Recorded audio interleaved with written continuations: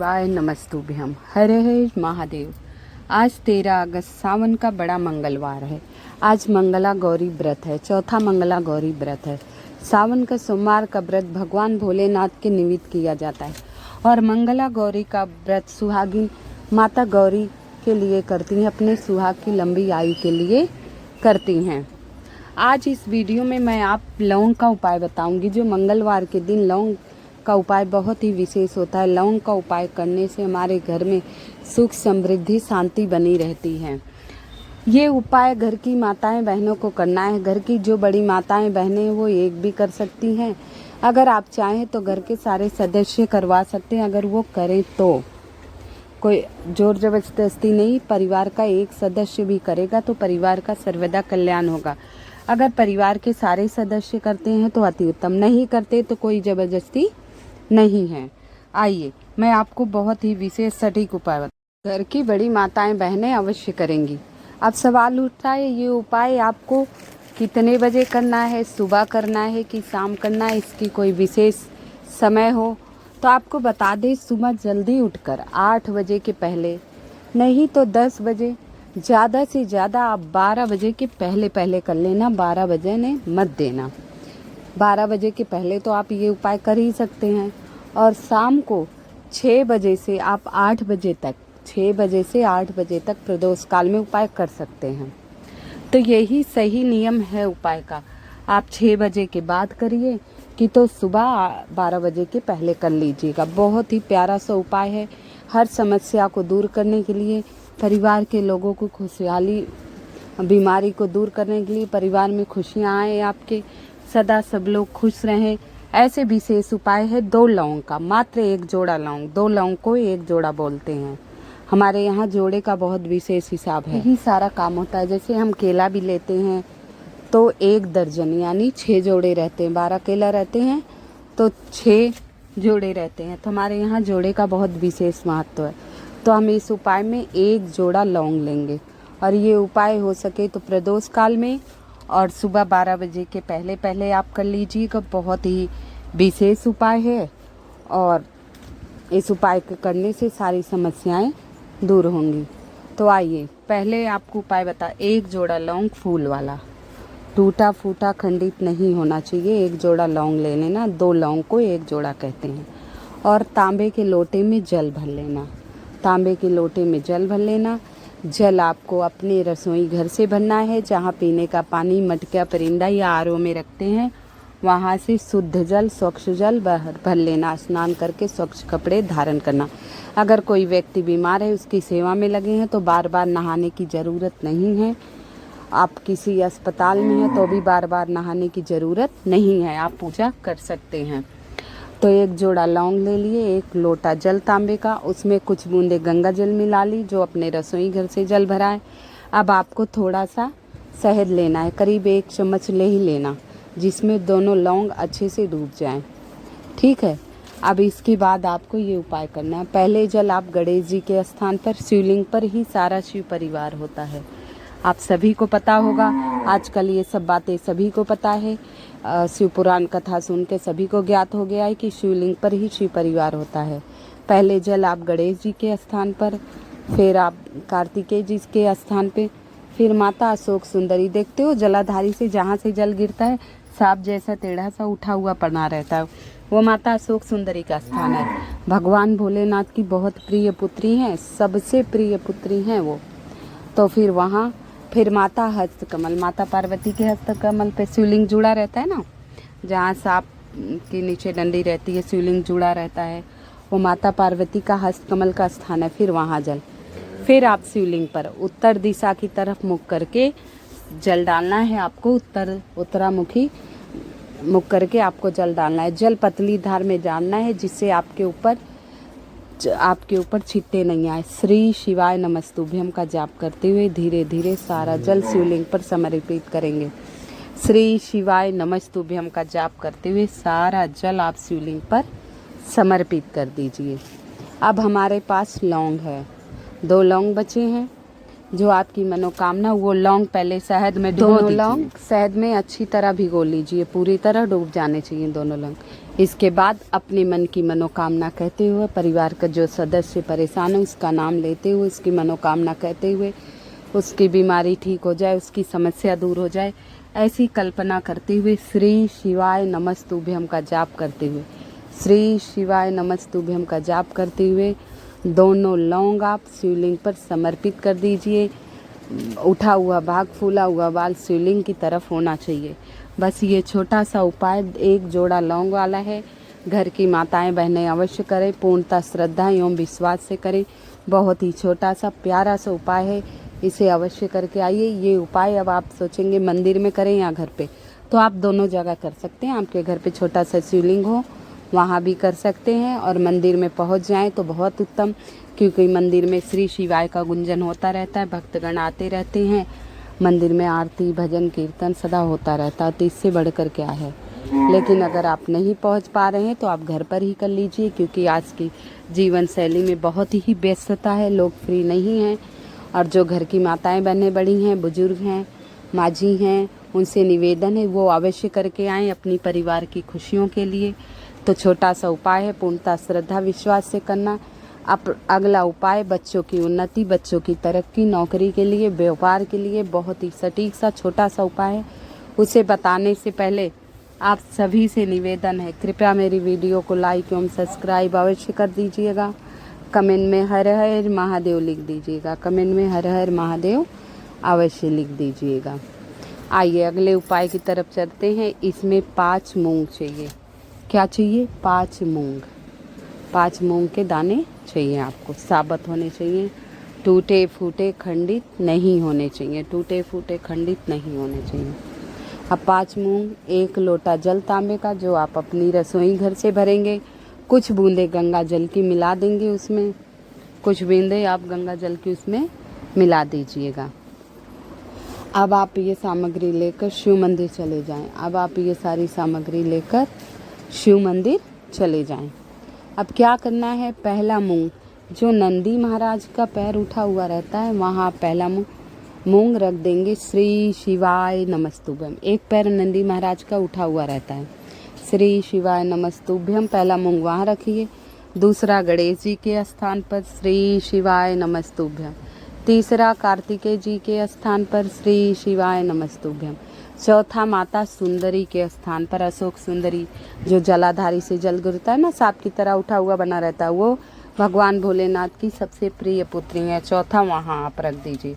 5वां जो आप पानी का कलश ले गए वहाँ रख दीजिए। 6वां मूंग आप पानी के कलश में डाल दीजिए, जो जल ले गए ना तांबे के लोटे में उसमें, और उत्तर दिशा की मुख करके आपको श्री शिवाय नमस्तुभ्यम का जाप करते हुए धीरे धीरे ये मूंग वाला जल शिवलिंग पर समर्पित करना है, बहुत ही पतली धारा में। ये जो बच्चे पढ़ नहीं रहे हैं, बहुत जिद्दी हैं और पढ़ाई मन नहीं लग रहा है, गलत रास्ते पे, उनके हाथ से करा दीजिए तो बहुत बढ़िया। लेकिन वो नहीं कर रहे हैं, तो माता पिता कर रहे हैं, तो उस बच्चे का नाम अवश्य ले लीजिएगा और बाबा से अर्जी लगाइएगा कि उसका सर्वदा कल्याण हो, ठीक हो जाए, पढ़ाई में उसका मन लगे, अच्छी तरह पढ़े लिखे। तो ये कह के श्री शिवाय नमस्तुभ्यम का जाप करते हुए सारा जल धीरे धीरे आप शिवलिंग पर सारा मूंग वाला जल समर्पित कर देंगे। धीरे धीरे सारा जल आपको शिवलिंग पर समर्पित कर देना है। उसके बाद वहाँ बैठकर आपको श्री शिवाय नमस्तुभ्यम का 51 बार जाप करना है। श्री शिवाय नमस्तुभ्यम, श्री शिवाय नमस्तुभ्यम, श्री शिवाय नमस्तुभ्यम, श्री शिवाय नमस्तुभ्यम, श्री शिवाय नमस्तुभ्यम, श्री शिवाय नमस्तुभ्यम, श्री शिवाय नमस्तुभ्यम, श्री शिवाय नमस्तुभ्यम, श्री शिवाय नमस्तुभ्यम। तो आप जाप कर लीजिए। इसके बाद बाहर निकलते समय दाहिनी तरफ से चौखट पर बैठेंगे और शिव को देखते हुए, भगवान भोलेनाथ को देखते हुए अपने पुत्र का नाम लेकर करना, हे भोलेनाथ, मेरे पुत्र का पढ़ाई में मन नहीं लग रहा है, हे बाबा कृपा करना। मुझसे जितना ज्ञान था मैंने उपाय तो किया है, लेकिन गलती हो क्षमा करना। कृपया मेरे पुत्र की बुद्धि जागृत कीजिए, वो सही रास्ते पे चले और पढ़े लिखे आगे बढ़े। ऐसी कल्पना करिए, भगवान शिव को देखते रहिए और मुस्कुराते हुए श्री शिवाय नमस्तुभ्यम का जाप करते हुए आप अपने घर आ जाइए। अगर कोई भी उपाय हम पूर्णतः श्रद्धा विश्वास से करते हैं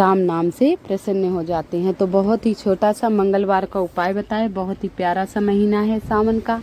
तो आप सभी ये उपाय अवश्य कीजिएगा। पूर्णतः श्रद्धा विश्वास से उपाय किए जाते हैं तो बहुत ही लाभकारी होता है। अगर कुछ नहीं कर पाए तो घर में 2 लौंग, साबुत 2 लौंग फूल वाली और 2 कपूर की टिकिया लेकर आरती कीजिए घर में। माता लक्ष्मी की, माता पार्वती की, भोलेनाथ की, भगवान विष्णु की, गणेश जी की, जिसकी भी आरती संध्या बेला में आप घर पे करते हैं, करके पूरे घर में घुमा दीजिए। पूरे घर में आप घुमा दीजिए। बस इतना ही कर देंगे तो आपके घर की नकारात्मक ऊर्जा दूर हो जाएगी और सारी समस्याएं धीरे धीरे दूर होने लगेगी। मैं आप सभी से निवेदन करूंगी, कृपया मेरी वीडियो को लाइक एवं सब्सक्राइब अवश्य कर दीजिएगा। कमेंट में हर हर महादेव लिखिएगा। जो कमेंट में जय श्री राम हर हर महादेव लिखे, भगवान ईश्वर उसकी सारी मनोकामनाएं पूरी करें, उसकी सारी समस्याएं हल लें, भगवान उसके घर में खुशियां ही खुशियां आए। हे प्रभु सर्वदा सबका कल्याण करो बाबा, मेरी झोली खुशियों से भरो, सबकी झोली खुशियों से भर दो बाबा, सबकी गलतियों को क्षमा करो और सब पर कृपा बनाए रखो।